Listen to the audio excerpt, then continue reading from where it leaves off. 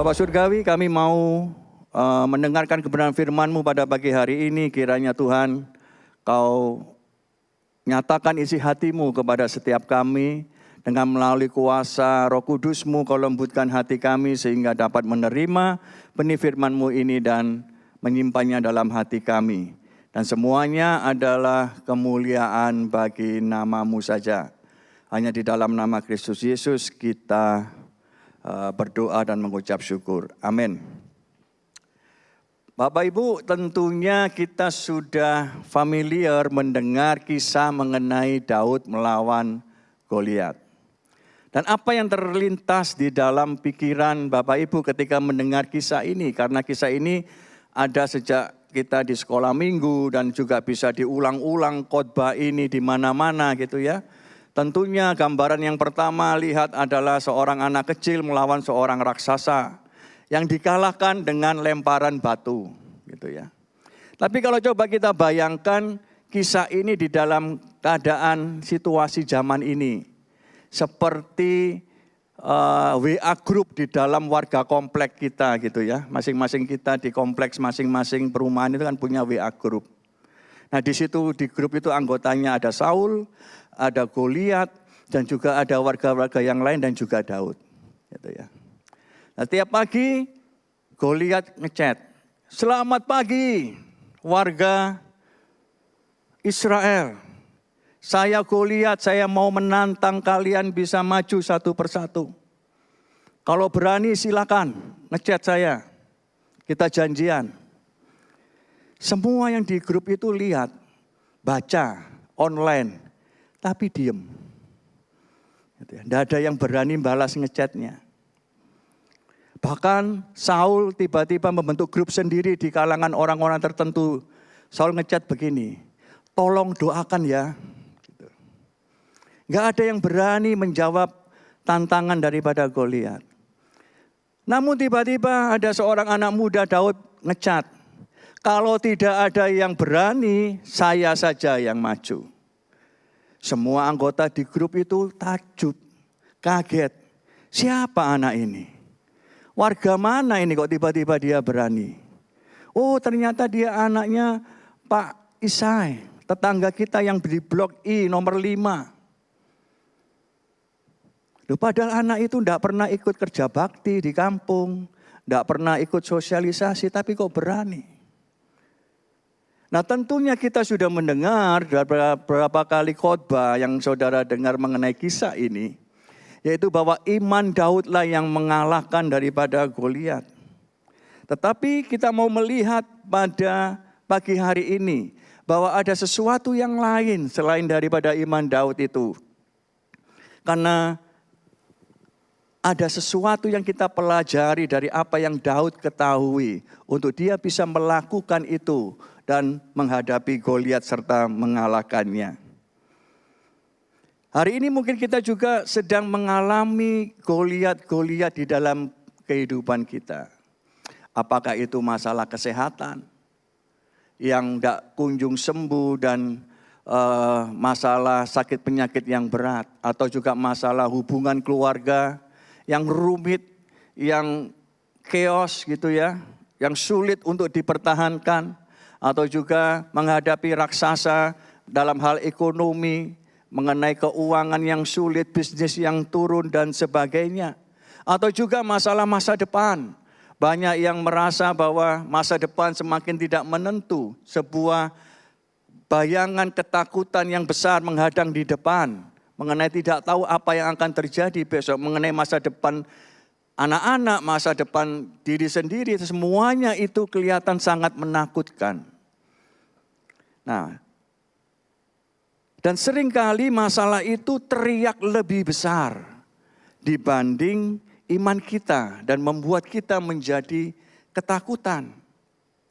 Tetapi kisah Daud ini mengingatkan bahwa bukan siapa yang paling besar yang menang, tetapi seberapa besar Tuhan yang kita percayai. Mari kita lihat di kisah 1 Samuel 17 ayat yang pertama sampai ayat yang ke-11. Demikianlah firman Tuhan. Orang Filistin mengumpulkan tentaranya untuk berperang. Mereka berkumpul di Soko yang di tanah Yehuda dan berkemah di antara Soko dan Aseka di Efes Damim. Saul dan orang-orang Israel juga berkumpul dan berkemah di lembah Tarbantin. Mereka mengatur barisan perangnya berhadapan dengan orang Filistin. Orang Filistin berdiri di bukit sebelah sini dan orang Israel berdiri di bukit sebelah sana, dan lembah ada di antara mereka. Lalu tampillah keluar seorang pendekar dari tentara orang Filistin, namanya Goliat dari Gat, tingginya 6 hasta sejengkal. Ketopong tembaga ada di kepalanya dan ia memakai baju sirah yang bersisik. Berat baju sirah ini 5.000 shikal tembaga.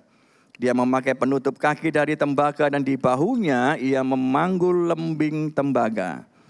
Gagang tombaknya seperti pesa tukang tenun dan mata tombaknya itu 600 shikal besi beratnya. Dan seorang pembawa perisai berjalan di depannya. Ia berdiri dan berseru kepada barisan Israel, katanya kepada mereka, "Mengapa kamu keluar untuk mengatur barisan perangmu? Bukankah aku seorang Filistin dan kamu adalah hamba Saul? Pilihlah bagimu seorang dan biarlah ia turun mendapatkan adaku. Jika ia dapat berperang melawan aku dan mengalahkan aku, maka kami akan menjadi hambamu. Tetapi jika aku dapat mengungguli dia dan mengalahkannya, maka kamu akan menjadi hamba kami dan takluk kepada kami." Pula kata orang Filistin itu, "Aku menantang hari ini barisan Israel. Berikanlah kepadaku seorang supaya kami berperang seorang lawan seorang." Ketika Saul dan segenap orang Israel mendengar perkataan orang Filistin itu, maka cemaslah hati mereka dan sangat ketakutan. Jadi zaman dulu perang itu barisannya sudah disiapkan. Masing-masing saling berhadapan. Mereka janjian di suatu tempat tertentu untuk berperang. Barisannya diatur setiap pagi berhadapan-hadapan. Kemudian tinggal tunggu aba-aba komando, komandannya, jenderalnya untuk mereka berperang. Zaman dulu seperti itu. Nah, di situ dikatakan bahwa ada seorang raksasa yang bernama Goliat. Tingginya 6 hasta sejengkal. Kalau di meter itu kurang lebih hampir 3 meter, antara 2,9 sampai 3 meter. Itu ya. Jauh lebih tinggi, lebih besar daripada rata-rata orang pada umumnya. Dan dia adalah seorang tentara yang sangat berpengalaman. Dan ia memakai perlengkapan senjata perang yang sangat komplit, yang sangat canggih pada masanya. Dan dia berteriak menantang berhari-hari dan itu yang membuat seluruh pasukan Israel termasuk Saul itu menjadi sangat ketakutan. Gitu ya.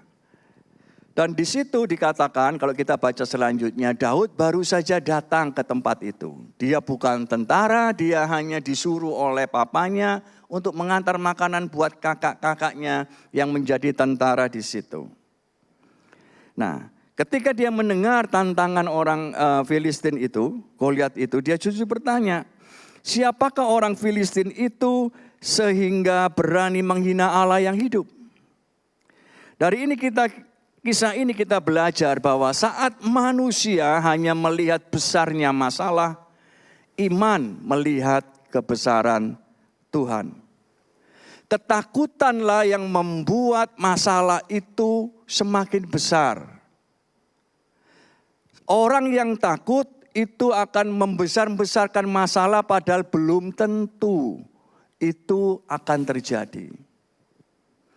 Pikiran orang yang ketakutan itu akan dia berimajinasi yang tidak-tidak.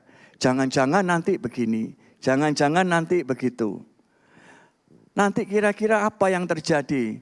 Nanti seperti ini kah atau seperti itu? Semuanya itu yang membuat akhirnya orang yang ketakutan itu kalau dibiarkan itu membuat hatinya semakin kecil, imannya semakin menipis dan apa yang terjadi? Yaitu dia akan mencoba mencari pertolongan dari tempat lain, dari orang lain untuk bisa mengatasi ketakutannya. Atau dia karena semakin takut akhirnya dia tidak berani melakukan apapun, hanya diam di tempat. orang yang ketakutan itu seringkali dia hidup di dalam penjara oleh ketakutannya sendiri. Karena dia tidak berani untuk melangkah, untuk mencoba melakukan segala sesuatu. Dan itu yang juga terjadi pada diri saya. Setiap kali kami mau pergi ke Amerika untuk mengunjungi anak-anak kami sebelumnya itu sudah planning. Ini teorinya ini mau kemana-kemana karena ketiga anak kami itu tinggalnya tidak jadi satu kota, mereka berlain-lainan. Jadi harus ada trip gitu ya, perjalanan ke satu tempat ini ke tempat yang lain. Di dalam merancang ini teori itu ada satu yang saya hindari, yaitu sewa mobil untuk nyetir ke sana.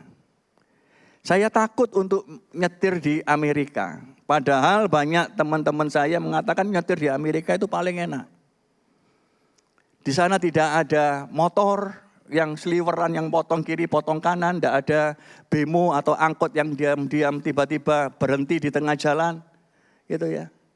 Tapi bagi saya dengan nyetir di arah sebelah kiri dengan lajur yang berbeda, itu membuat saya kurang pede, saya takut. Padahal saya sudah berpengalaman menyetir itu puluhan tahun. Tapi ketika di Amerika, itu berbeda bagi saya. Pernah suatu kali, saya ingat pertama kali saya nyetir di Amerika itu pada waktu mau Christmas gitu ya. Dan itu turun salju.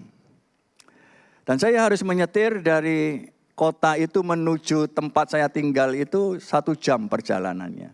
Di tengah salju.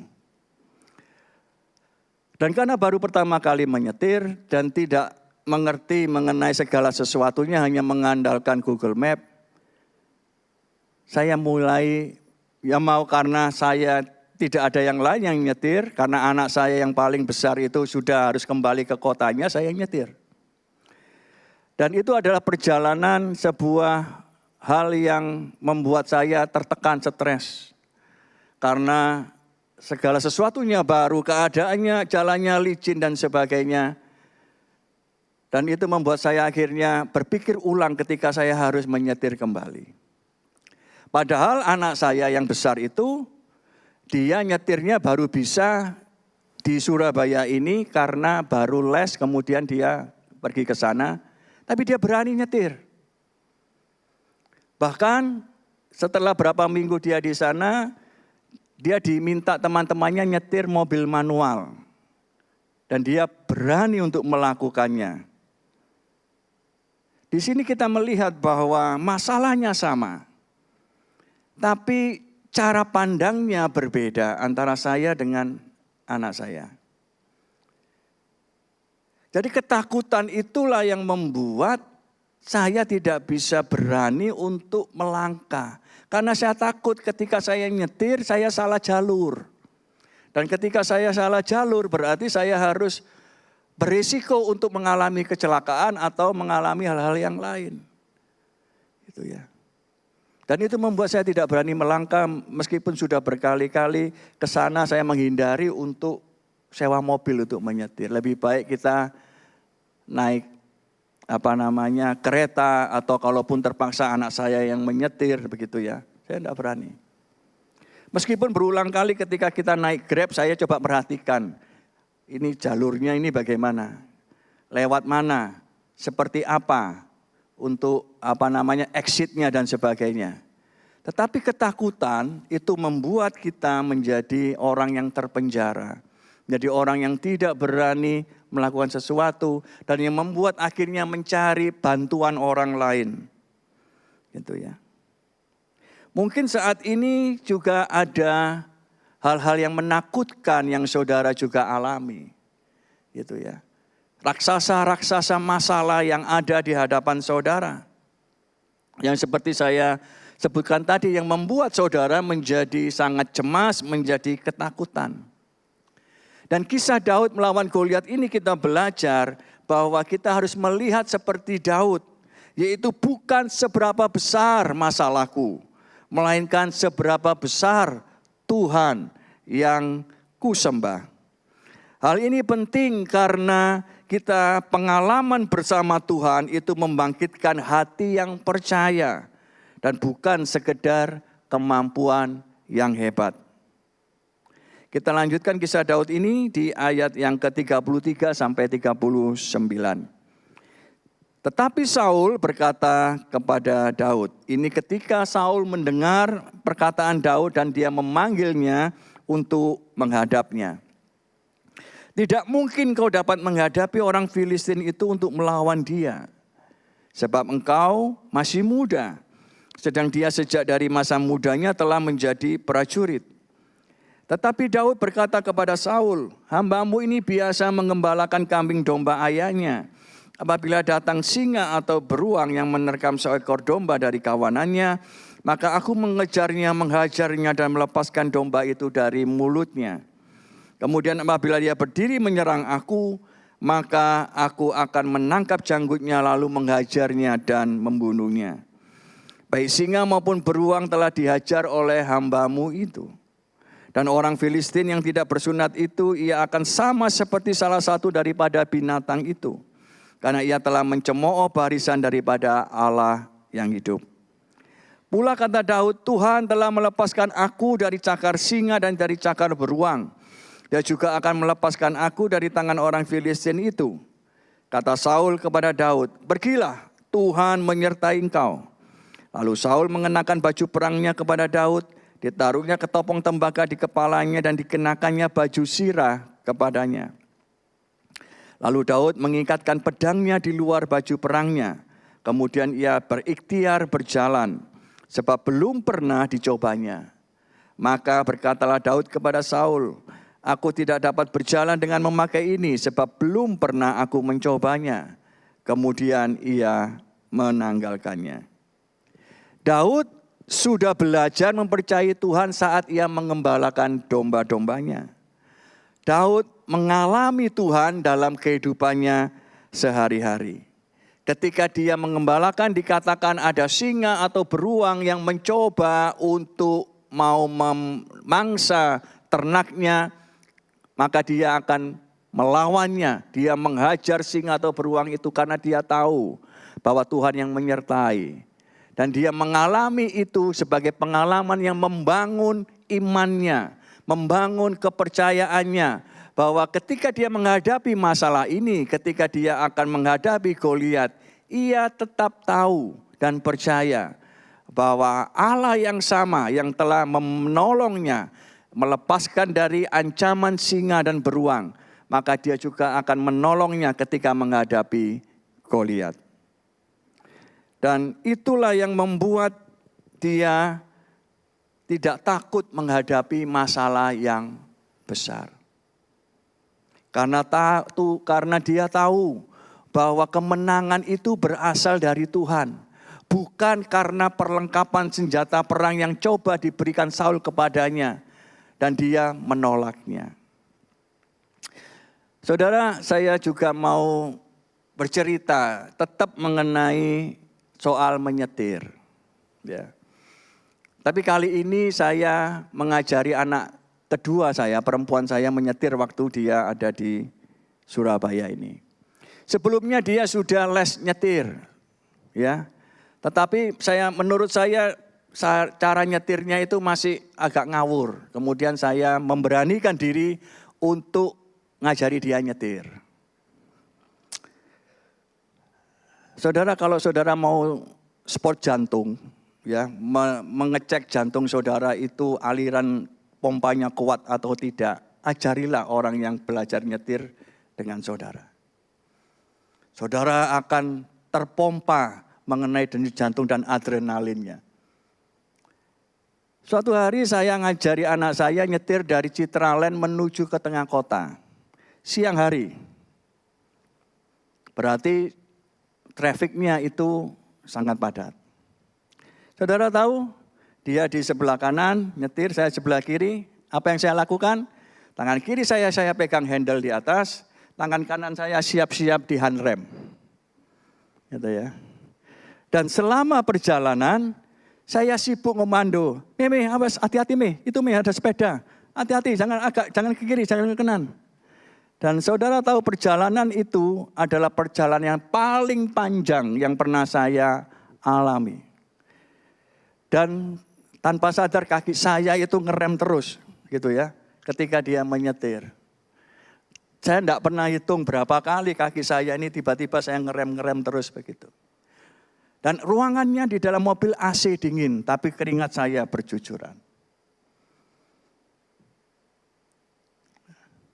Inilah setelah itu ketika saya ngajak dia nyetir lagi, lama-kelamaan akhirnya dia bisa menguasai, dia tahu haluannya bagaimana.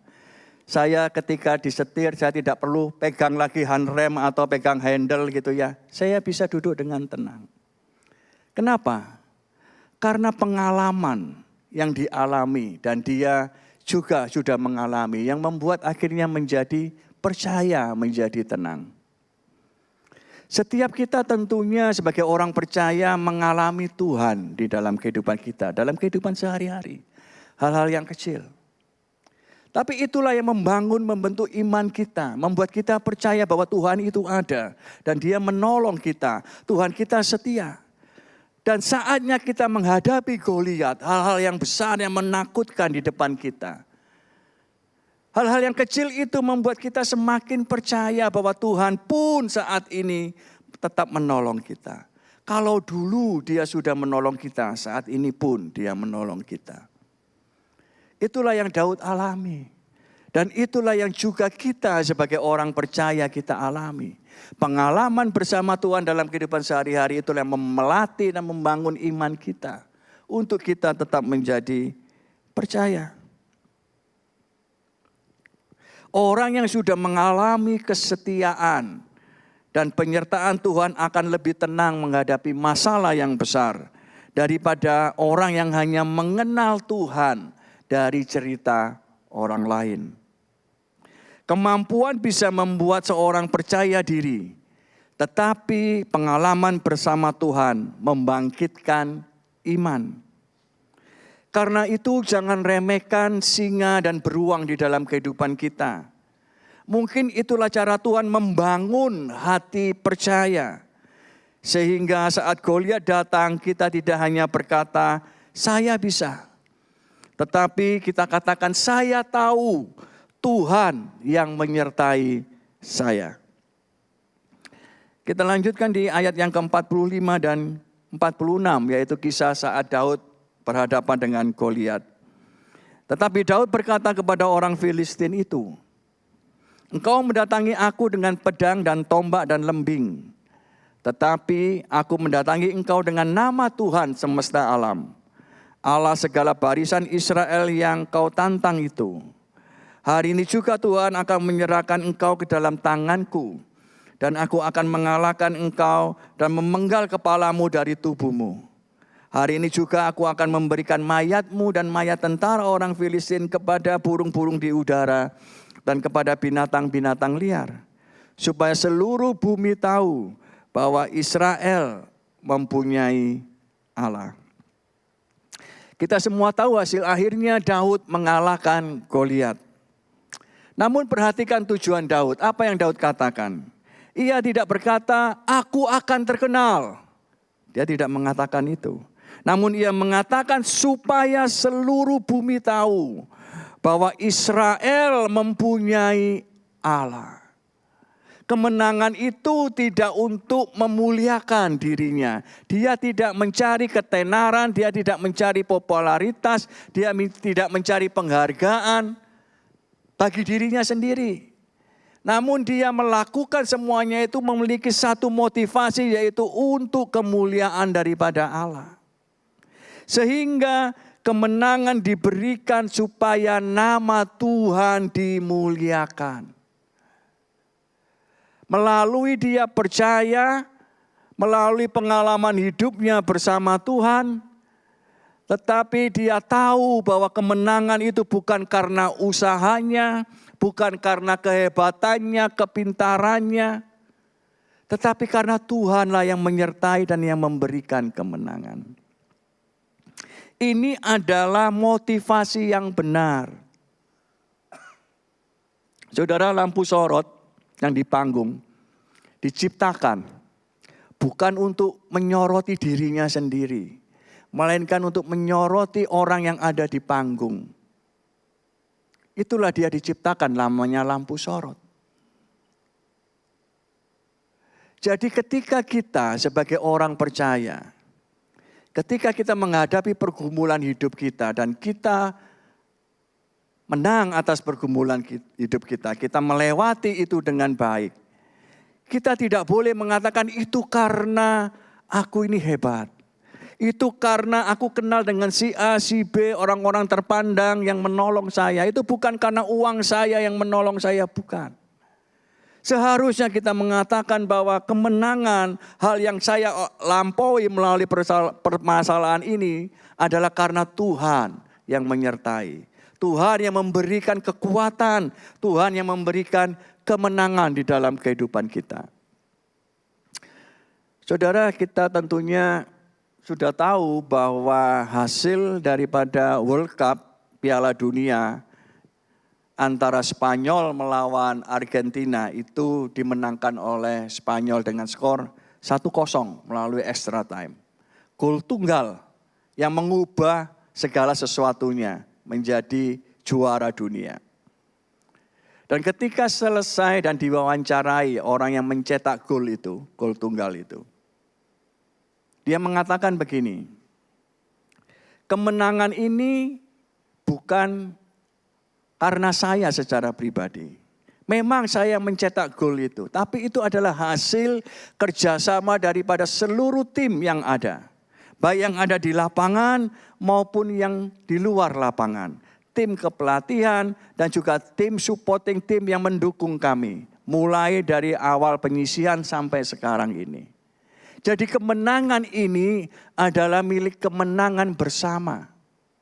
Bukan buat saya. Sikap itulah yang juga harus kita punya sebagai orang percaya. Bahwa ketika kita menghadapi masalah dan kita bisa melaluinya. Kita mengucap syukur kepada Tuhan. Tapi kita juga menyadari bahwa kemenangan itu berasal dari Tuhan. Bukan dari kita. Yang kita lakukan adalah ketika kita sehari-hari dan kita mengalami Tuhan di dalam penyertaan Tuhan dalam hal yang kecil, itulah yang membangun iman kita untuk kita tetap percaya. Bahwa kita memiliki Allah yang setia. Seperti nyanyian tadi, ya. Bahwa satu-satunya, bahwa Tuhan kita adalah satu-satunya Allah. Satu-satunya penolong, satu-satunya Tuhan yang setia. Kita sebagai orang percaya, kita tidak bisa lepas bahwa segala sesuatu hidup kita itu semuanya dikendalikan di dalam tangan kasih Tuhan. Tidak ada yang kebetulan di dalam kehidupan kita. Semuanya ada di dalam rencana Tuhan. Yang perlu kita lakukan adalah kita membangun iman kita hari demi hari. Kita harus menghadapi kesulitan hari demi hari. Hal-hal yang kita alami. Karena itu penting untuk melatih otot iman kita ketika menghadapi masalah yang besar. Kita tetap tidak kehilangan pegangan. Kita tetap percaya bahwa Tuhan yang telah menolong kita sebelumnya juga akan menolong kita saat ini.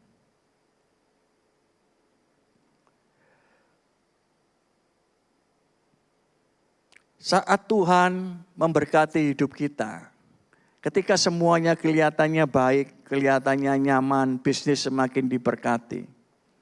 Ingatlah bahwa itu pun juga ada campur tangan Tuhan di dalam kehidupan kita. Dan seharusnya kita harus mengucap syukur dan kita harus tahu bahwa itu adalah karena Tuhan yang bekerja di dalam kehidupan kita. Seharusnya orang-orang lain melihat kita, melihat kemenangan kita, itu mereka mengagumi Tuhan, bukan mengagumi kita. Apapun keberhasilan kita, apapun pencapaian yang diraih oleh keluarga kita, itu semua adalah karena Tuhan, bukan karena kita. Karena kita menyadari, kita harus tahu bahwa kemampuan kita ini terbatas. Kita tidak bisa melakukan apapun untuk kita bisa mencapai itu. Semua itu hanya karena semata-mata kasih Tuhan dalam kehidupan kita. Bisa pemain keyboard naik ke atas. Kisah Daud melawan Goliat ini adalah menunjuk kepada karya Kristus. Saudara, Daud bertindak sebagai wakil Israel untuk melawan Filistin. Dan kemenangan Daud artinya adalah kemenangan untuk seluruh bangsa Israel. Kristus Yesus juga bertindak sebagai wakil umat manusia. Dan melalui kematiannya di atas kayu salib dan kebangkitannya, ia mengalahkan dosa, mengalahkan maut, dan mengalahkan kuasa iblis.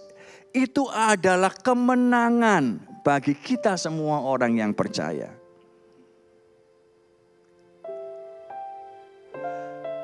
Kematian Kristus itu membuka jalan perdamaian kita dengan Bapa. Kekuatan kita tidak pernah bisa untuk mengalahkan daripada maut. Tetapi karena Tuhanlah yang melakukannya bagi kita. Dan kemenangan Tuhan Yesus itu adalah kemenangan kita semua dan namanya dimuliakan. Karena segala sesuatu itu berasal daripada Dia dan oleh Kristus. Dan kepada Kristus kemuliaan bagi Dia untuk selama-lamanya. Kemenangan bukan milik orang yang paling kuat. Namun kemenangan adalah milik Tuhan. Sebelum kita akhiri ibadah ini, marilah kita masing-masing kita renungkan. Apakah saya lebih sering memandang besarnya Goliat, raksasa dalam hidup kita dibanding Tuhan? Apakah saya lebih suka mengandalkan diri sendiri daripada mengandalkan Tuhan?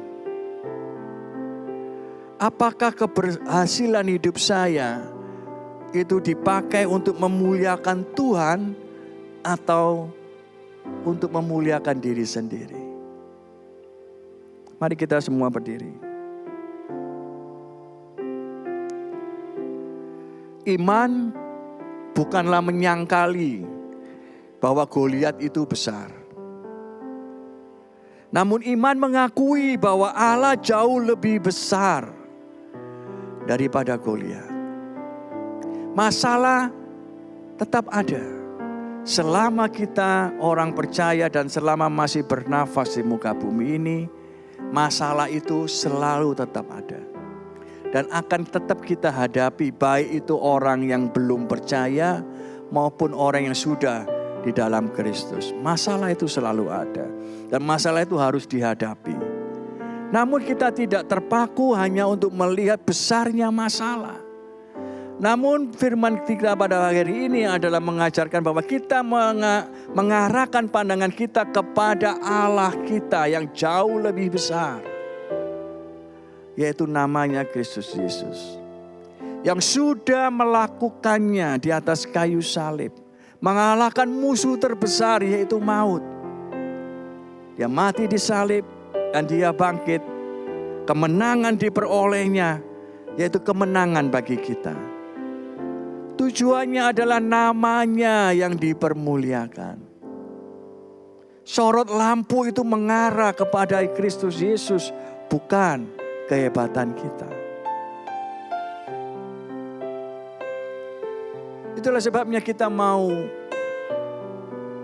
melangkah mulai saat ini. Untuk kita menghadapi hari demi hari.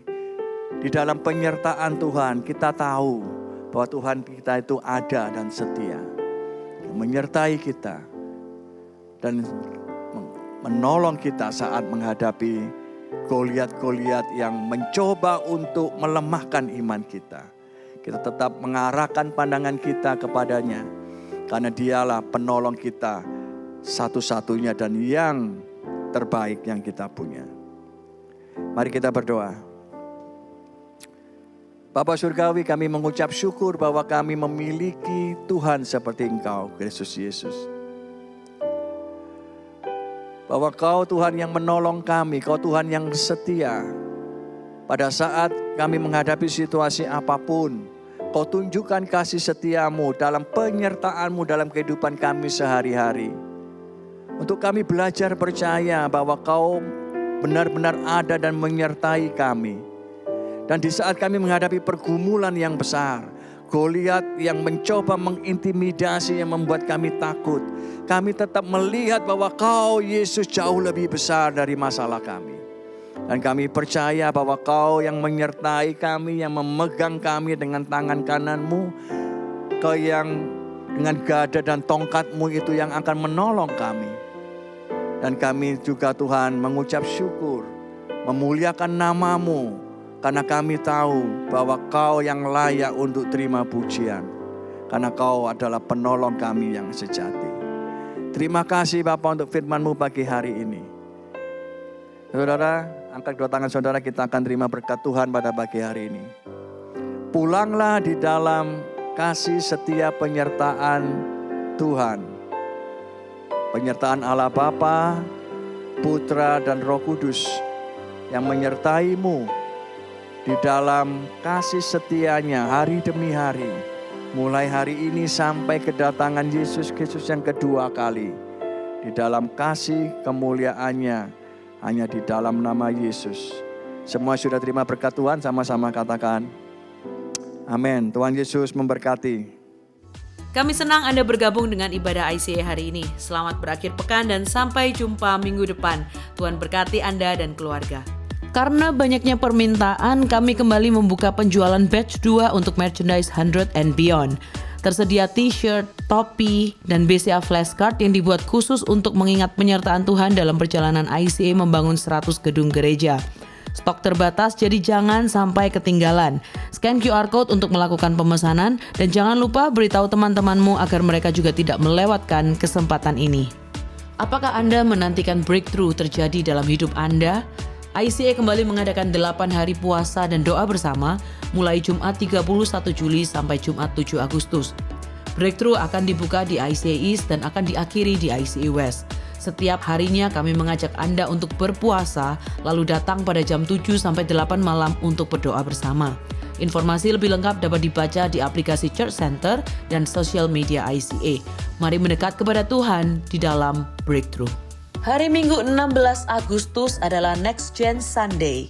Dalam ibadah tersebut akan diadakan penyerahan anak, di mana kita akan mendoakan anak-anak beserta keluarga mereka. Jika Anda ingin mendedikasikan anak Anda kepada Tuhan, silakan scan QR Code di layar untuk informasi lebih lanjut dan lakukan pendaftaran sebelum 12 Agustus.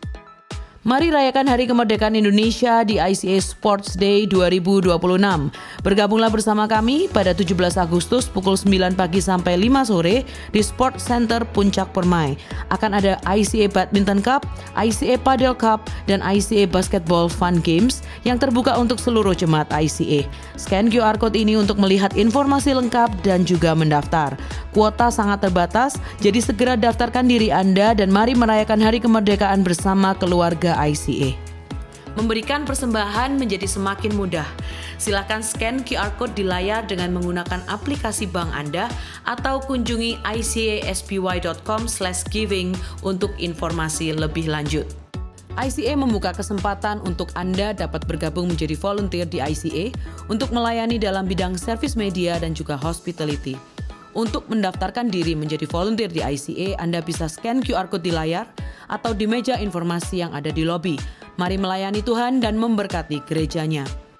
Kelompok kecil adalah cara terbaik untuk terhubung dan bertemu dengan lebih banyak teman di ICA. Apabila Anda belum tertanam dalam komunitas Go Group di ICA, silakan kunjungi website ICA atau buka dari aplikasi Church Center untuk menemukan Go Group yang tepat bagi musim kehidupan Anda saat ini. Mari bertumbuh melalui Go Group. Kami rindu untuk bisa mendoakan Anda. Bagikan pokok doa Anda melalui tautan bit.ly/ICA Prayer Online dan bersama kita melangkah dan percaya bahwa Tuhan bekerja. Bergabunglah dalam doa online ICA setiap Selasa malam pukul 7:30 melalui Zoom. Cek sosial media kami setiap hari Selasa untuk informasi link tersebut. Mari bersekutu dalam ibadah serta doa bersama.